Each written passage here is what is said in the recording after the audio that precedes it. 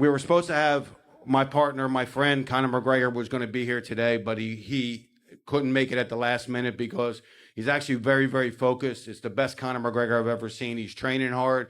He's focused because he said one of you two guys is probably his next fight. So we just want to send a message from Conor McGregor to kick this thing off.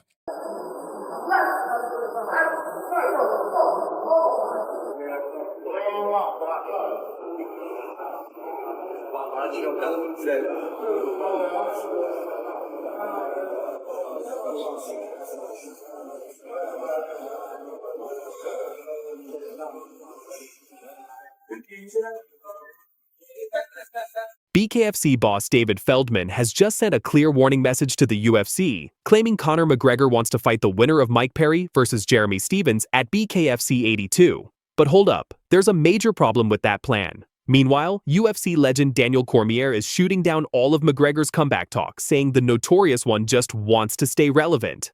Conor says he wants to fight all the time. And everybody they jump to it. But it's like, he wants to stay relevant. Right. He wants to stay in the news. He wants the notoriety of being Conor McGregor without having to be Conor McGregor. Right. And that kind of sucks because when he was the man, I bet you tapped in. Oh, I bet you tapped into the UFC more than ever. Because he could sell a fight. He could sell a fight. So what's really going on with Conor McGregor? Let's break it all down. Let's start with this wild story from BKFC. So yesterday at the BKFC 82 press conference in Newark, something interesting happened. Or should I say, didn't happen. Conor McGregor, who's a part owner of BKFC, was supposed to show up but was a no-show. But here's where it gets spicy. BKFC President David Feldman dropped an absolute bombshell, claiming McGregor couldn't make it because he's too busy training for his next fight. And get this, Feldman says McGregor told him that either Mike Perry or Jeremy Stephens is probably his next fight. McGregor, at this point, I would love to get this cleared up here in front of everybody at the state of the BKFC. Well, I think it makes a lot of sense. We haven't seen Conor in the ring in a while, but I know he loves bare knuckle, and I'd love to face off against him anytime. Anytime we're looking for the action. Yeah, you're welcome back, because I welcomed you back. October 11th is your date, and you'll dance for me, boy. You'll dance for the owner, and then we can talk. But your date is October 11th. Michael Perry, the return of Platinum. And we've got some hell of an announcement for an opponent for you. One of the baddest men to ever grace the Ultimate Fighting Championship, but it comes to bare knuckle, and he's going to throw down with you in front of me for my viewing pleasure, and then I'll decide if you're worthy.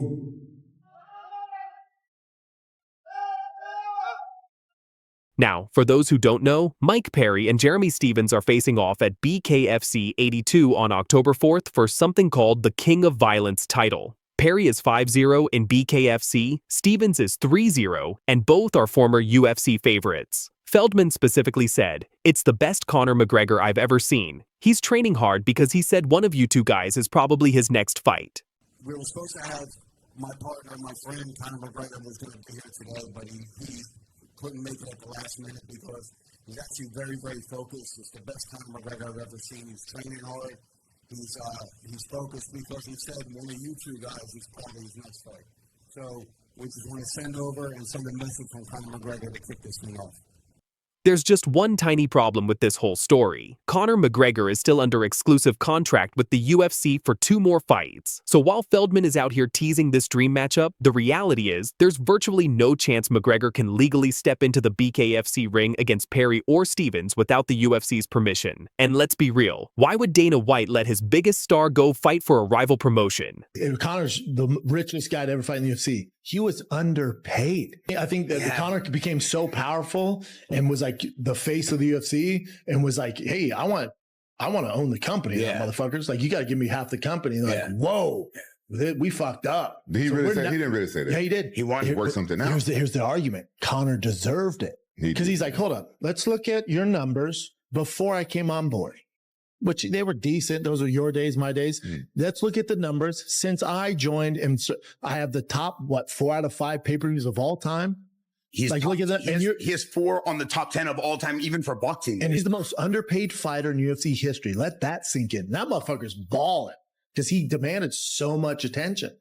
The money they made off him is fucking wild. So increases their bottom line, but then Conor's getting this fine number. So he's the most underpaid fighter ever.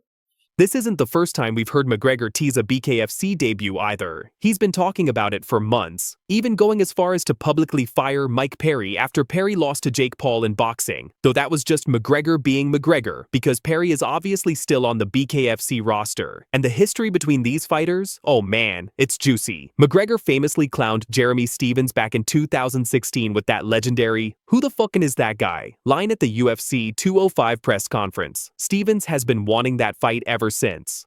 Yeah, who the fuck is this? Baby, yes. Yeah, let's make a date. Let's set a date. Who's going to stop me man to man? No one's going to stop me.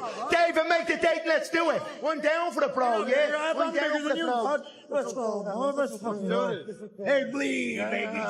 One more time for Jeremy Little. Now, let's talk about what might be the most important part of this whole story. UFC legend and commentator Daniel Cormier recently appeared on Club Shay Shay, and he did not hold back when it came to Conor McGregor's comeback talk. DC straight up said, "It's over for him. Conor McGregor is tripping. He made way too much money." And here's the kicker. Cormier thinks McGregor is just using all this comeback talk to stay in the headlines. He said, "Conor says he wants to fight all the time, and everybody jumps to it. But it's like, he wants to stay relevant. He wants to stay in the news. He wants the notoriety of being Conor McGregor without having to be Conor McGregor."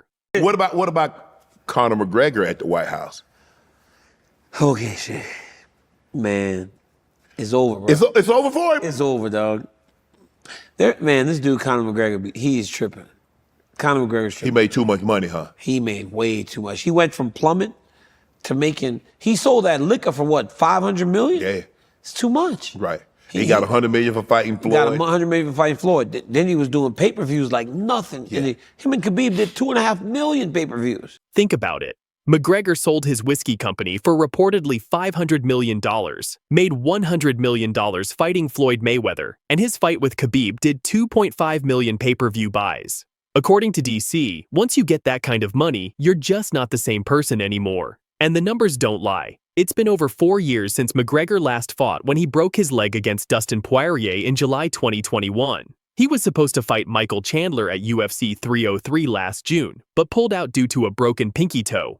Coming off a loss to Dustin Poirier in his last bout in the UFC, but he is doing just fine outside the octagon. McGregor and his partners have sold their majority stake in proper number 12 Irish whiskey in a deal worth up to a whopping $600 million just 3 years after founding the company. So Shannon, how will this affect his future in the octagon?